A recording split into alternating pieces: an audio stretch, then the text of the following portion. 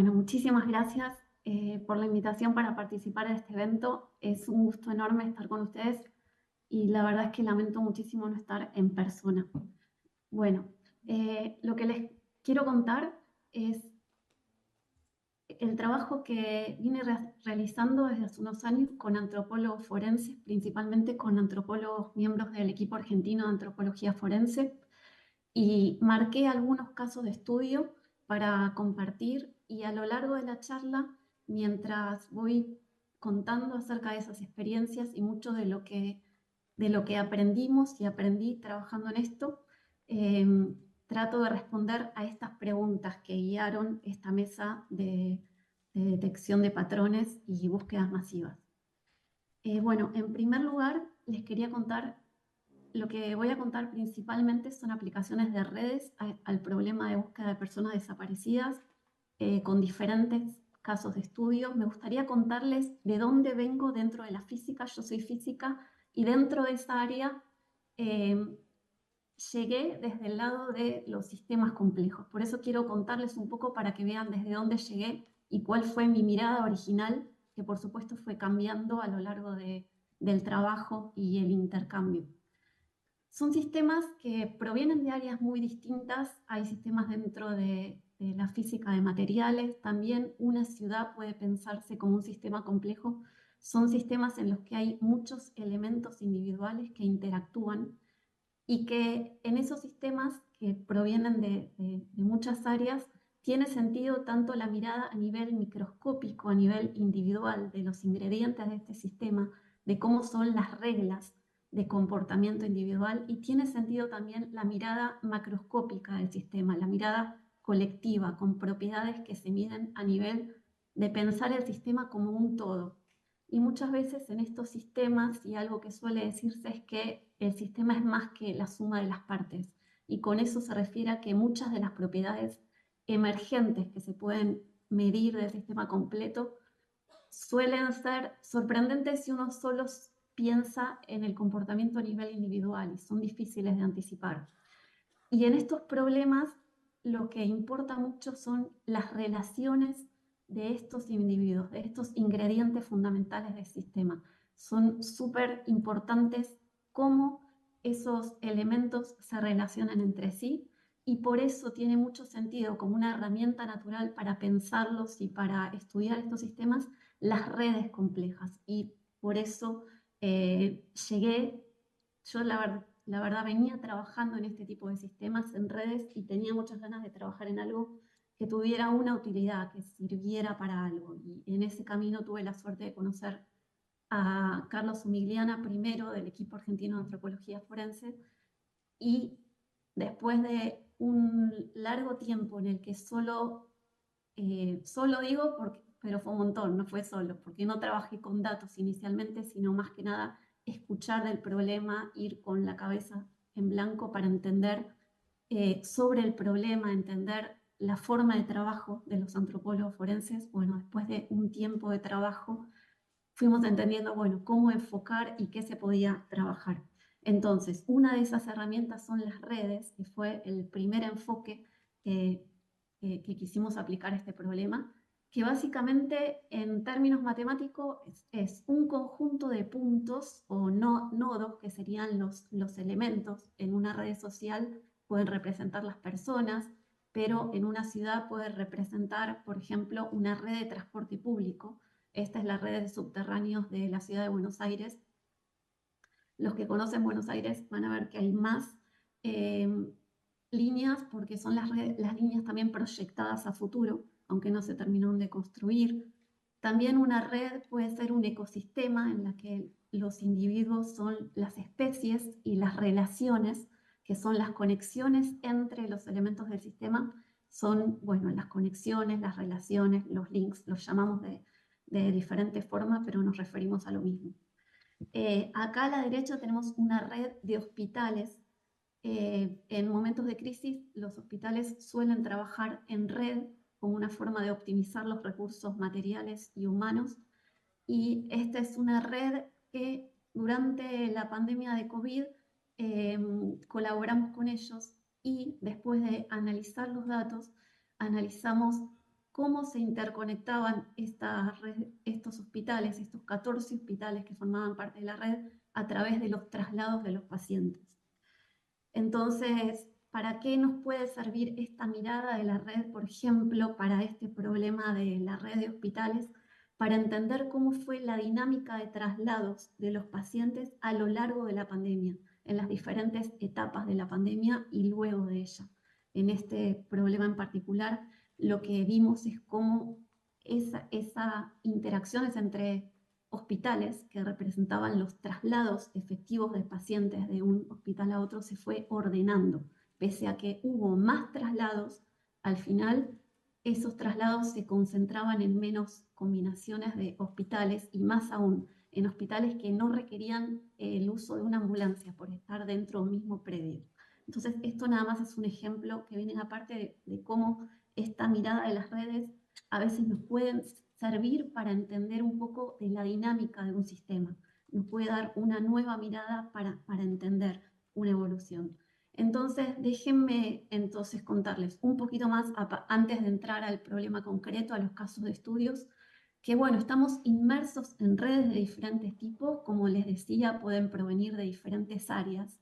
Esos nodos, los puntos, los que representan para nosotros los individuos, pueden representar diferentes roles, pueden ser las personas desaparecidas, pueden ser testigos que pudieron haber dicho que vieron a una persona, eh, que, que, que compartieron cierta instancia de un viaje o cierta instancia del proceso de la desaparición con una persona.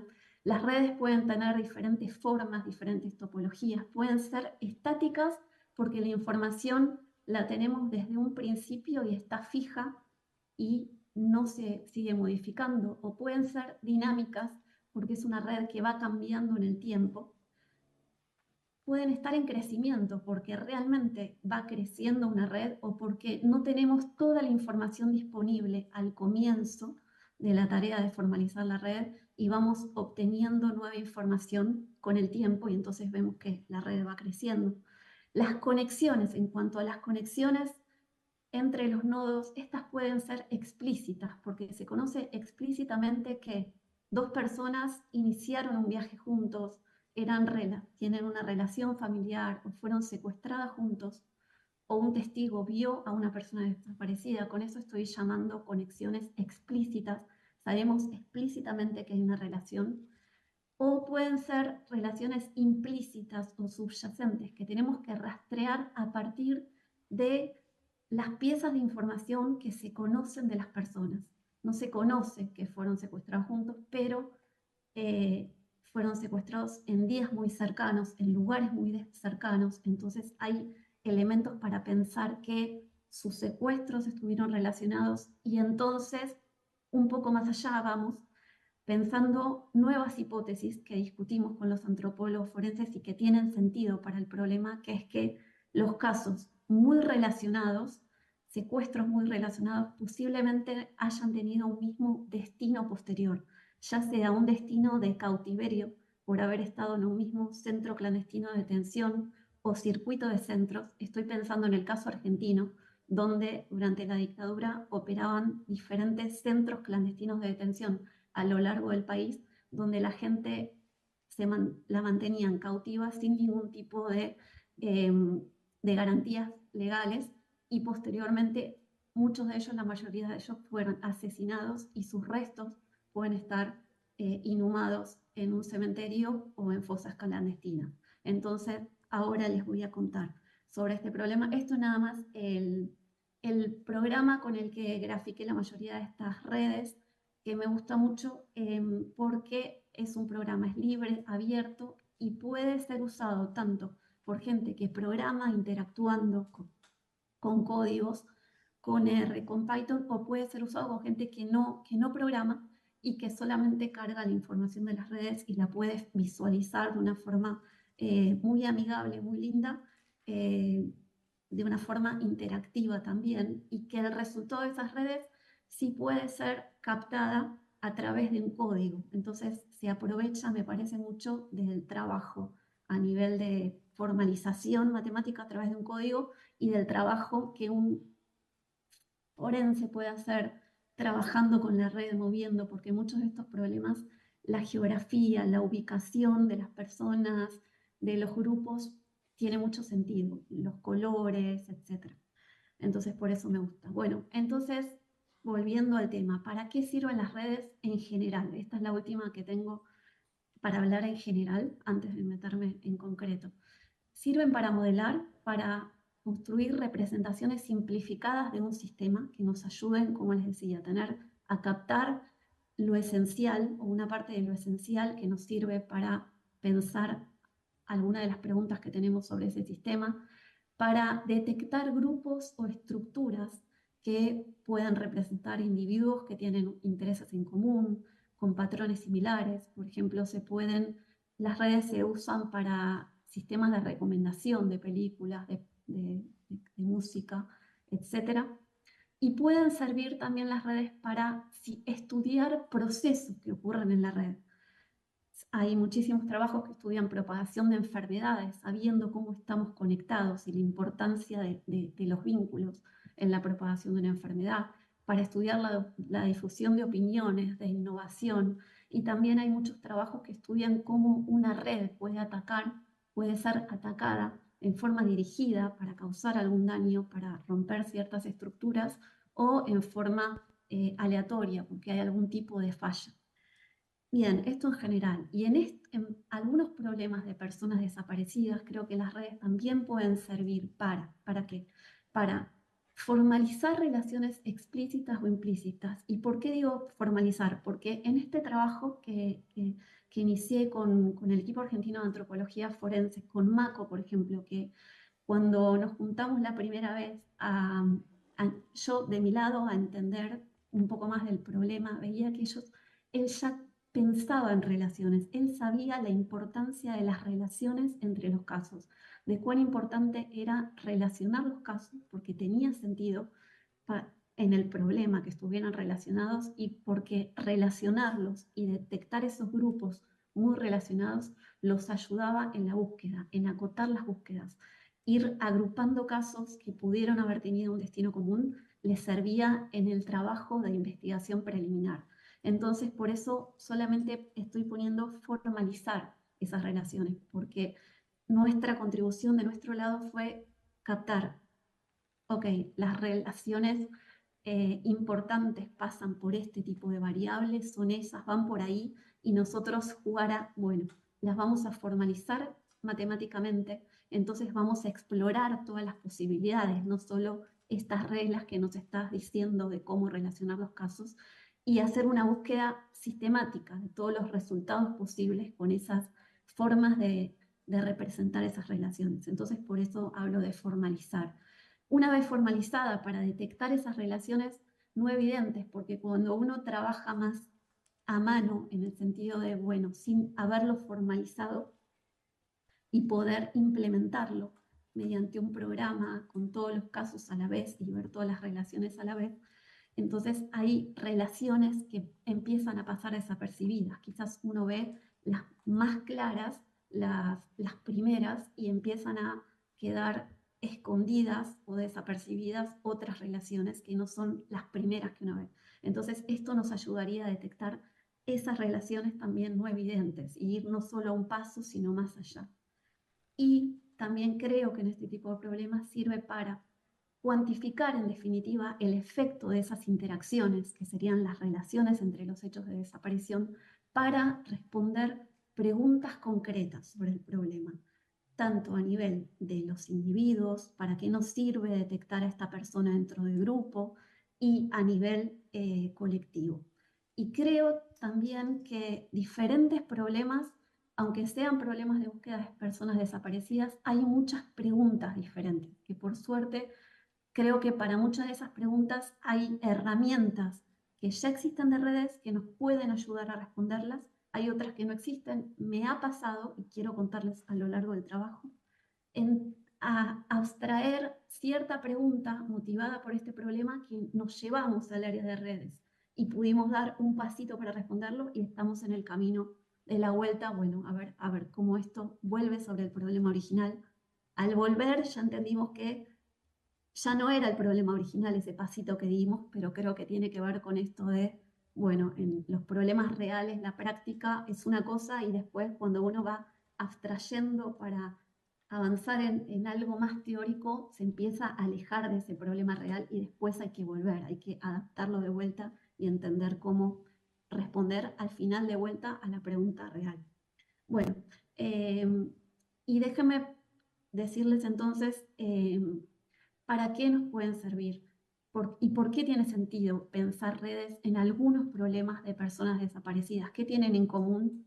Problemas de desaparición forzada, migración y otros problemas relacionados. Creo que tienen algunos elementos en común, como ya fueron mencionando a lo largo de estas charlas, los hechos no están aislados unos de otros, entonces tiene sentido pensar los casos relacionados y tiene sentido que lo que se aprende de un caso puede ayudar a resolver otros casos. No solo lo que se aprende completo de un caso, si es que se resuelve, sino cada pedacito de información de un caso a veces puede ayudar en otros casos y tiene sentido en estos problemas la mirada colectiva del sistema como un todo. ¿Y por qué tiene sentido? Porque en muchos de estos problemas hubo una dinámica subyacente, como ya mencionaron en muchas de las charlas, que condujo a estas desapariciones. Hubo un proceso por detrás por el cual tiene sentido que tratemos de rastrear reglas, que tratemos de rastrear patrones, que es el tema de esta mesa, para que esos patrones podamos usarlos en el resto de los casos, en los casos que faltan. Tiene sentido ese proceso porque hubo una metodología represiva, como en el caso argentino, un Estado que se encargó de esas desapariciones, o porque hay otro tipo de dinámicas subyacentes, como en los viajes, como inmigración, que hace que tenga sentido pensar esas desapariciones en conjunto y que tenga sentido tratar de rastrear reglas en las diferentes instancias del viaje. Mencionaron la cuestión de ocultar información, etc. Creo que muchos de estos problemas, en mi experiencia de trabajo con el equipo argentino, también entendí que hay mucho conocimiento, algo que también mencionaron un montón acá, eh, mucho conocimiento contextual y experto en el problema. Mucha de la experiencia del trabajo de ellos es posible, en muchos casos, integrarla a la metodología. Y a veces lo que me ha pasado es que todo ese conocimiento contextual y experto no está disponible al comienzo de la colaboración, sino que va surgiendo, va apareciendo durante el trabajo, porque por eso estoy diciendo también que en muchos casos hace falta explicitarlo y creo que en este camino de atravesar el análisis de los datos, ver los resultados, discutir los resultados, ahí van surgiendo este conocimiento contextual y vamos entendiendo, uy, podemos aplicar esto, podemos usar esto. Bueno, en muchos de estos problemas también se requieren herramientas para priorizar esfuerzos, sobre priorizar también charlaron mucho y creo que priorizar esfuerzos para encontrar nueva información, para priorizar ya sea actividades de búsqueda, la recopilación de nueva información de personas, de muestras genéticas, la forma de priorizar en nuevas entrevistas en el sentido de a quién preguntar y sobre quién preguntar. Es decir, creo que el aporte desde el área más, desde la matemática o la formalización matemática puede tener que ver con priorizar en el sentido de, bueno, si podemos generar listados de estas personas son más candidatas a corresponderse con este esqueleto que estas otras personas, creo que eso puede ser un aporte. O este grupo muy relacionado a lo mejor pudo haber tenido un mismo destino de cautiverio. Entonces, si ese grupo está integrado por gente de la que no se tiene ninguna información sobre su instancia de cautiverio, entonces la idea es sugerir a los investigadores forenses que esta persona pudo haber tenido el mismo destino que el resto de los integrantes del grupo. Entonces, en ese sentido, proponer prioridades para pensar hipótesis. Bueno, este trabajo desde el comienzo es multidisciplinario, desde su concepción y además de un intercambio constante. Nos acercamos al problema, o yo me acerqué, por supuesto, desde áreas muy distintas, con miradas bien diferentes. Entonces es fundamental no solo entender sobre el problema, sino entender la mirada del otro, el trabajo del otro, entender cómo piensa cada uno para ver cómo podemos potenciar herramientas, de qué forma lo que yo puedo hacer puede servir, porque puede ayudar a pensar, a formalizar algo, a tratar de responder algunas preguntas y encima a veces, como les contaba antes, llevarme alguna pregunta en abstracto para seguirla por el lado de redes, por ejemplo. Bueno, y para esto, para que funcione el intercambio multidisciplinario, desde que también hablaron muchísimo en estas charlas, creo que es necesario establecer un lenguaje de trabajo común, que hay que desarrollarlo, que lleva, porque a veces me ha pasado muchos ejemplos, creer entender y no entender al final, darme cuenta después de mucho tiempo que hay cosas que pensaba que entendía y no entendía, hay datos que estaba interpretando mal, etcétera. Entonces creo que es necesario desarrollar, como en cualquier intento interdisciplinario, sobre todo en estos problemas que son problemas reales y complejos, establecer un lenguaje común de trabajo y eso lleva esfuerzo, por supuesto, y lleva tiempo. Y, y con esto de intercambio constante también quería decir, no se trataba de, bueno, una vez que me compartieron datos para ponernos nuestro primer objetivo, para hacer el primer intento. No se trataba de, bueno, me voy un tiempo largo, proceso un montón, avanzo un montón y vuelvo y voy a traer un resultado. No, era más bien que sea un intercambio constante porque obtuve esto, ¿tiene sentido? No, no tiene sentido. Mira, esto está bien, porque está bueno en muchos momentos haber entendido esto está bien, por acá va bien, esto no sé por qué está generando esto no tiene sentido, ¿qué pasó? Entonces ir para atrás, porque seguramente si yo venía dentro de un tiempo largo no iba a tener sentido nada de lo que hubiera hecho. Por eso quise decir lo del intercambio constante y muchas veces en esas charlas surgía parte de este conocimiento contextual y experto. Ah, pero no tuviste en cuenta esto. Ah, pero no tuviste en cuenta que los códigos postales, que es algo que usamos en una ciudad chiquita, uno cruza eh, una calle, un puente y cambia y sin embargo estoy a una cuadra, pero en una zona rural dos ciudades pueden tener un mismo código postal. Bueno, o no, pero puede haber un camino entre Inés, ellas y eso es necesario formalizarlo. Inés, nos quedan 5 minutos para redondear. Ah, no, no, qué mal. Eh, bueno, ¿cuáles son las principales diferencias? Esta es una de las preguntas que ustedes propusieron y traté de responder. Creo que las principales diferencias en las búsquedas es que hay dos miradas distintas. Las miradas de los antropólogos forenses es una mirada más de cerca a nivel individual y con todos los detalles, con toda la historia, con todas las variables de las personas, mientras que la mirada que tenemos del área más de matemáticas es una mirada de lejos y para eso tiene que tratar de captar las variables más relevantes. Yo sé poco del caso a caso del problema y porque tengo esta mirada más de lejos. Déjenme entonces primero contar un primer caso de estudio que fue el trabajo en colaboración con los antropólogos forenses en el caso de estudio en Tucumán. Como les decía, la idea, la hipótesis fundamental era que personas cuyos secuestros estuvieran muy relacionadas posiblemente hayan tenido un mismo destino de cautiverio y posiblemente su destino final de muerte sea el mismo. Entonces tiene sentido que sus hallazgos sean en el mismo lugar. Entonces trabajamos en primer término con la base de datos de los atributos de las personas, el lugar de secuestro, la fecha de secuestro, su afiliación política, y definimos estas conexiones en base a reglas. Por ejemplo, establecimos conexiones fuertes cuando las personas eran secuestradas cerca en el tiempo y en el lugar. Pero si desconocíamos alguno de los atributos, por ejemplo, la militancia política, establecíamos una conexión un poco más débil pidiendo una condición más fuerte sobre las variables que sí se conocían.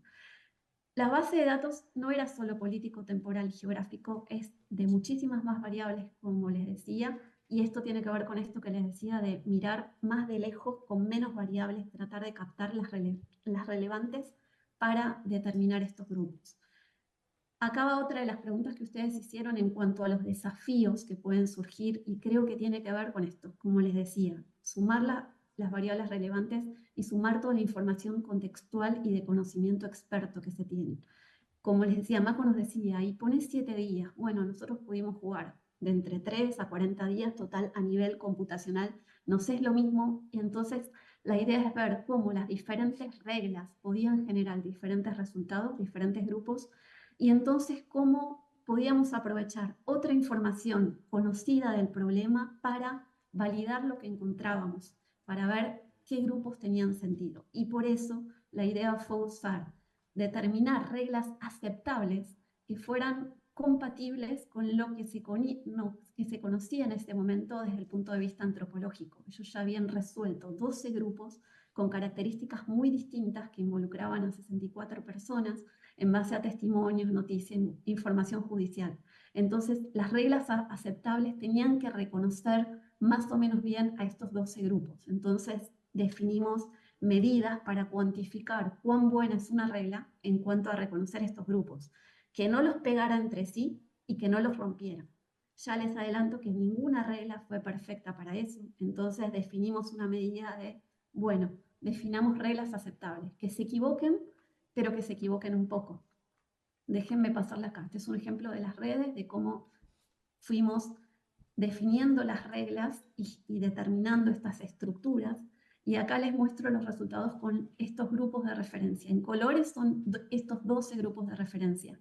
Los negros son los que no formaban parte de estos grupos de referencia. No penalizamos el hecho de que a un grupo de referencia se le pegue en otros casos, porque sobre eso no nos estaban diciendo nada, pero sí cuantificamos una regla en cuanto a no pegar y no romper grupos de referencia. Acá va la tercera de las preguntas que ustedes guiaron para esta mesa, que es cuáles son las medidas de éxito o indicadores clave, y creo que tiene que ver con tratar de establecer todas las instancias de validación posible de los resultados, usando, por ejemplo, casos resueltos, información ya conocida. Acá solo un adelanto, usamos dos medidas, F1 y F2, que no estoy entrando en detalle, se basan en elementos de teoría de la información para cuantificar cuán buena es una regla en cuanto a no pegar los grupos de referencia, cuanto más chicas mejor, y en cuanto a no romper esos grupos de referencia. Bueno, como les decía, las reglas que no usan la geografía son muy malas, pegan grupos de referencia que no tienen nada que ver. Esto es porque en esta provincia de Tucumán están ocurriendo muchas cosas a la vez en diferentes regiones. Hay una zona urbana y una zona rural, entonces es fundamental usar la geografía. En el otro extremo hay reglas que usan con demasiado detalle en la geografía y también cometen errores, están, eh, están rompiendo demasiado grupo de referencia por entrar a tanto detalle. Y acá en el balance definimos una forma de equivocarse un poquito en un sentido, rompiendo un poquito en otro sentido, pegando, y definimos con eso un conjunto de reglas aceptables. Pasamos luego a la siguiente instancia de validación, que es usar la información que se conocía de Tucumán del destino de cautiverio de algunas de esas personas, aproximadamente el 40%, porque fueron sobrevivientes y ellos mismos dijeron en qué centro clandestino, o describieron para que los antropólogos pudieran interpretar en qué centro clandestino estuvieron. Todos estos puntos son centros clandestinos que operaron en la provincia de Tucumán, o porque son personas que fueron vistas por otras. Entonces usamos esta tercera parte de la información que no había sido usada en la parte de la red para definir las mejores reglas y dentro de ellas los mejores grupos, porque pudieron haber tenido un destino en común. Y entonces acá le cuento las aplicaciones de esto y para qué nos puede servir. Esto es un grupo dentro de una buena regla y un buen grupo en el sentido de determinar un grupo de personas que, si miramos la información conocida del centro clandestino al que estuvieron, hubo 12 centros clandestinos operando en Tucumán en ese momento, Y no solo hubo centros, sino en muchos casos hubo circuitos, gente que era trasladada de uno a otro. Así que hay gente que tiene en verdad más de un color asignado. No voy a entrar en este detalle. Pero la idea es que los verdes fueron, se sabe que estuvieron en el centro clandestino 1, supongo. Muy bien, negro no se sabe nada de esta persona. Entonces, una de las cuestiones que surgen de acá a partir de un grupo como esto ¿es posible pensar en la hipótesis que estas personas, los negros, de los que no se sabe nada sobre su destino de cautiverio, hayan seguido el mismo destino de cautiverio que el resto de los integrantes del grupo? Entonces le da fuerza a estos casos para pensar en esa hipótesis de que pudieron haber estado en ese centro.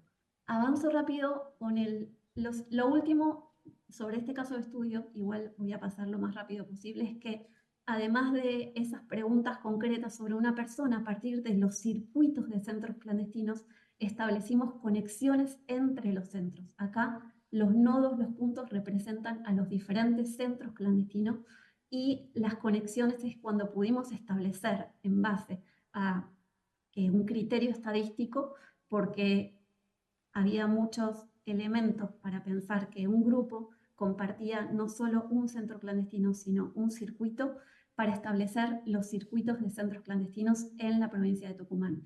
Y en el lado derecho está la información conocida por testimonios. Nosotros no podíamos asignar un sentido a la flecha, no podíamos asignar un sentido de que fue desde Ingenio Nueva Baviera a Arsenal, porque no teníamos esa información en los datos o no era confiable pensar en la fecha en la que fue vista la persona desaparecida. Esto me baso en la experiencia de los antropólogos, pero en la información basada en testimonios sí. Déjenme contarles. Bueno, avanzamos con este caso, con más información para darle fuerza a los grupos. Ya mencionó Carlos el Pozo de Vargas. Esto es un grupo grande de personas. En rojo son los que luego tuvieron, además del destino de cautiverio, el destino del Pozo de Vargas. Acá hay un grupo que no hay ningún caso que fue de ese destino. Acá hay un grupo que fueron de otro cementerio. Bueno, de vuelta a la pregunta de cómo se podrían ampliar la escala. Bueno, acá, sin entrar tanto en detalle, tratamos de concentrarnos en detectar mejores grupos que estuvieran conformados por gente más parecida, y acá de vuelta viene la información contextual. Tucumán es una provincia en la que es muy importante el trabajo en relación al ferrocarril, al proceso del azúcar. Hay mucha gente que trabajaba en ingenios azucareros, mucha gente vinculada a la Universidad de Tucumán. Entonces definimos categorías que tuvieran en cuenta en eso para determinar los grupos más parecidos entre sí y poder ordenarlos con prioridades. O sea, entre todos estos grupos, además de determinar estos grupos, pongo este primero para que analices, porque además tengo otra información que me hace pensar que es un grupo muy relacionado, en base a información que no usé con la red. Bien, esto es un trabajo, no mencioné hasta ahora, que hicimos todo el trabajo anterior con Claudio Dorso del Departamento de Física, bueno, con Maco, con Pablo Gallo. Este es un trabajo que hicimos con Ariel Salgado, que es un chico que trabajó conmigo en análisis de redes, hizo su trabajo de doctorado, y con él nos llevamos esa pregunta abstracta que les conté al principio y con la que esperamos volver para avanzar